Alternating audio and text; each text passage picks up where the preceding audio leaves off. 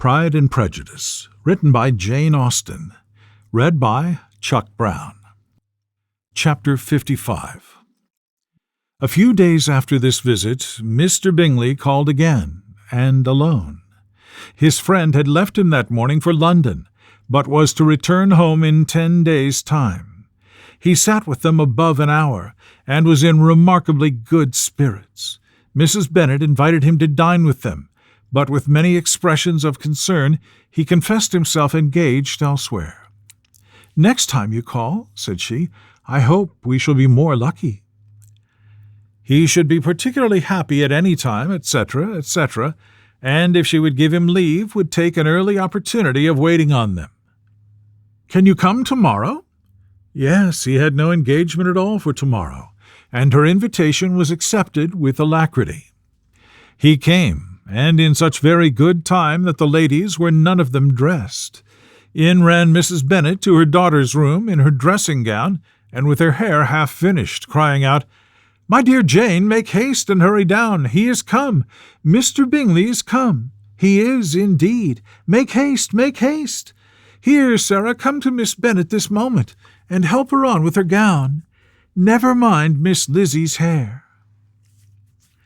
"We will be down as soon as we can," said Jane, "but I dare say Kitty is forwarder than either of us, for she went upstairs half an hour ago." "Oh, hang Kitty! What has she to do with it? Come, be quick, be quick! Where is your sash, my dear?" But when her mother was gone, Jane would not be prevailed on to go down without one of her sisters. The same anxiety to get them by themselves was visible again in the evening. After tea, Mr. Bennet retired to the library, as was his custom, and Mary went upstairs to her instrument. 2 obstacles of the 5 being thus removed, Mrs. Bennet sat looking and winking at Elizabeth and Catherine for a considerable time, without making any impression on them. Elizabeth would not observe her, and when at last Kitty did, she very innocently said, "What is the matter, mamma? What do you keep winking at me for? What am I to do?" "Nothing, child, nothing. I did not wink at you." She then sat still 5 minutes longer, but unable to waste such a precious occasion, she suddenly got up, and saying to Kitty, "Come here, my love, I want to speak with you," took her out of the room. Jane instantly gave a look at Elizabeth which spoke her distress at such premeditation, and her entreaty that she would not give in to it. In a few minutes Mrs. Bennet half opened the door and called out, "Lizzie, my dear, I want to speak with you." Elizabeth was forced to go. "We may as well leave them by themselves, you know," said her mother, as soon as she was in the hall. "Kitty and I are going upstairs to sit in my dressing-room." Elizabeth made no attempt to reason with her mother, but remained quietly in the hall till she and Kitty were out of sight, then returned into the drawing-room. Mrs. Bennet's schemes for this day were ineffectual. Bingley was everything that was charming, except the professed lover of her daughter. His ease and cheerfulness rendered him a most agreeable addition to their evening party, and he bore with the ill-judged officiousness of the mother, and heard all her silly remarks with a forbearance and command of countenance particularly grateful to the daughter. He scarcely needed an invitation to stay supper, and before he went away an engagement was formed, chiefly through his own and Mrs. Bennet's means, for his coming next morning to shoot with her husband. After this day Jane said no more of her indifference. Not a word passed between the sisters concerning Bingley, but Elizabeth went to bed in the happy belief that all must speedily be concluded, unless Mr. Darcy returned within the stated time. Seriously, however, she felt tolerably persuaded that all this must have taken place with that gentleman's concurrence. Bingley was punctual to his appointment, and he and Mr. Bennet spent the morning together, as had been agreed on. The latter was much more agreeable than his companion expected. There was nothing of presumption or folly in Bingley that could provoke his ridicule or disgust him into silence, and he was more communicative and less eccentric than the other had ever seen him. Bingley, of course, returned with him to dinner, and in the evening Mrs. Bennet's invention was again at work to get everybody away from him and her daughter. Elizabeth, who had a letter to write, went into the breakfast-room for that purpose soon after tea. for as the others were all going to sit down to cards, she could not be wanted to counteract her mother's schemes. But on returning to the drawing-room when her letter was finished, she saw, to her infinite surprise, there was reason to fear that her mother had been too ingenious for her. On opening the door, she perceived her sister and Bingley standing together over the hearth, as if engaged in earnest conversation, and had this led to no suspicion, the faces of both, as they hastily turned around and moved away from each other, would have told it all.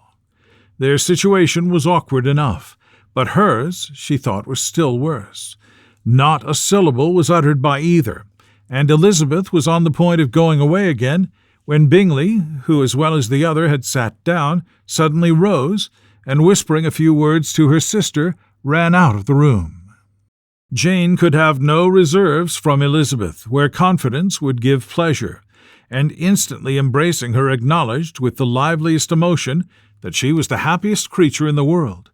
"'Tis too much," she added, "by far too much. I do not deserve it. Oh, why is not everybody as happy?"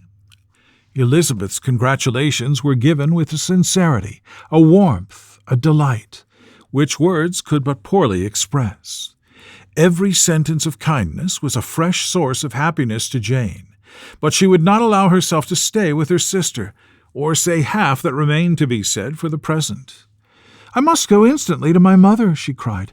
"I would not on any account trifle with her affectionate solicitude, or allow her to hear it from anyone but myself. He is gone to my father already.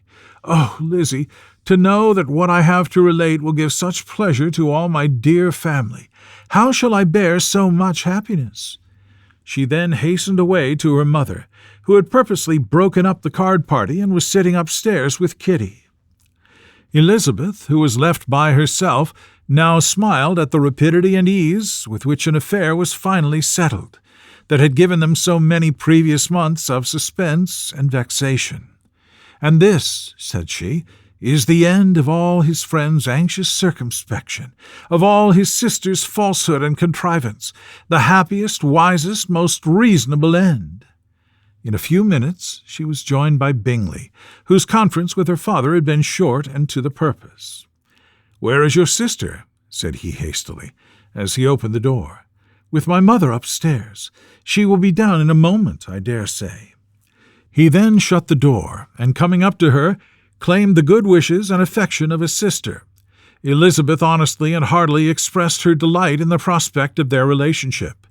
They shook hands with great cordiality, and then, till her sister came down, she had to listen to all he had to say of his own happiness and of Jane's perfections, and in spite of his being a lover, Elizabeth really believed all his expectations of felicity to be rationally founded, because they had for basis the excellent understanding and super-excellent disposition of Jane, and a general similarity of feeling and taste between her and himself.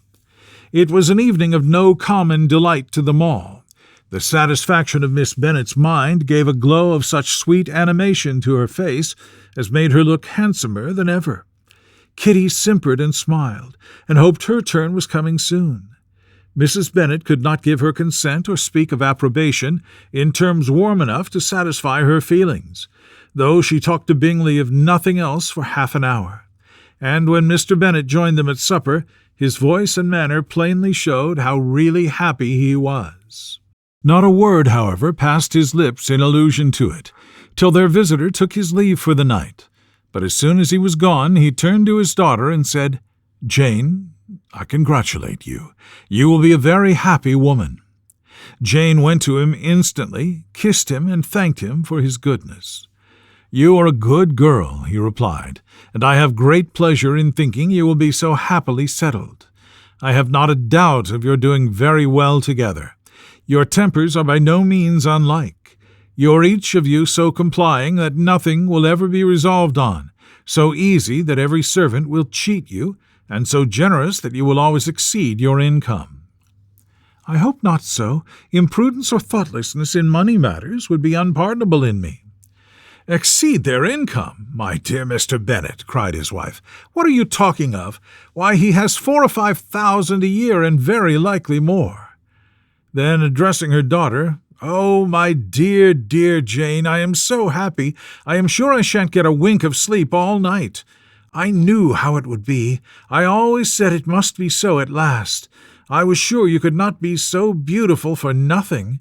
I remember as soon as ever I saw him when he first came into Hertfordshire last year. I thought how likely it was that you should come together. Oh, he is the handsomest young man that ever was seen." Wickham, Lydia were all forgotten. Jane was beyond competition her favourite child. At that moment she cared for no other. Her younger sisters soon began to make interest with her for objects of happiness which she might in future be able to dispense. Mary petitioned for the use of the library at Netherfield, and Kitty begged very hard for a few balls there every winter. Bingley from this time was of course a daily visitor at Longbourn, coming frequently before breakfast, and always remaining till after supper, unless when some barbarous neighbour, who could not be enough detested, had given him an invitation to dinner which he thought himself obliged to accept. Elizabeth had now but little time for conversation with her sister, for while he was present, Jane had no attention to bestow on anyone else, but she found herself considerably useful to both of them in those hours of separation that must sometimes occur. In the absence of Jane, he always attached himself to Elizabeth for the pleasure of talking of her, and when Bingley was gone, Jane constantly sought the same means of relief. "He has made me so happy," said she one evening, "by telling me that he was totally ignorant of my being in town last spring. I had not believed it possible." "I suspected as much," replied Elizabeth, "but how did he account for it?" "It must have been his sister's doing. They were certainly no friends to his acquaintance with me, which I cannot wonder at, since he might have chosen so much more advantageously in many respects.